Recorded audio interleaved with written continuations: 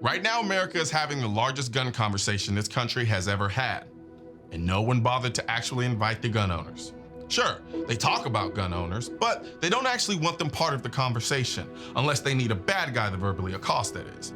They treat the conversation on guns like a line outside of a nightclub, and the asshole bouncer is our mainstream media. Sexy cable news anchor, whose entire knowledge on guns is based on the "what is an assault weapons" Google search she did while standing in a Starbucks line this morning before work, she gets to be part of the conversation. Sycophantic Democratic politician who believes we lose 93 million Americans a day to gun violence, he gets to be part of the conversation. Anti-gun group financed by anti-gun megalomaniac billionaire outed for lying and falsifying stats on guns, they get to be part of the conversation. Journalist who, in an attempt to prove how easy it is to buy a gun in America, tries to buy a gun only to fail the background check because of his history with alcohol abuse and domestic battery charge, he gets to be part of the conversation. But 34-year-old attorney with 11 years of gun advocacy documented online in print and video, who is also an NRA commentator, gets invited to ask the current president a Second Amendment question only to have the White House say, sorry, we're gonna focus on other topics and are gonna find another participant in place of the gun topic, and then watch in confusion as they talk about guns. No, he can't be a part of the conversation. That's a true story, by the way, circa 2013, but I digress. The very few far and in between times they actually invite gun owners to this conversation, it's a no-win gladiatorial witch hunt. On every issue in this country, we strive to find the most knowledgeable people we can find on a topic. But when it comes to guns, it's like we pride ourselves on finding the smartest dumbasses to talk about guns, and then have the audacity to call it common sense. How do you have a conversation about concealed carry with someone who never carried a gun?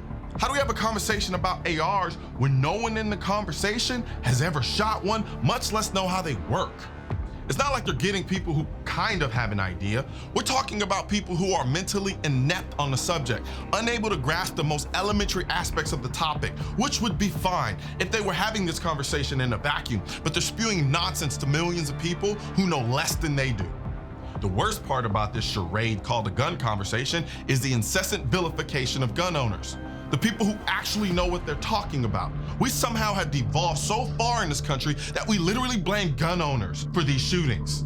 Blaming the NRA is no better. The NRA isn't some faceless entity. It's a membership-based organization with over 5 million members who donate to the NRA because they have no voice on the issue, because you all insist on only having the conversation with yourselves and waging war against the NRA.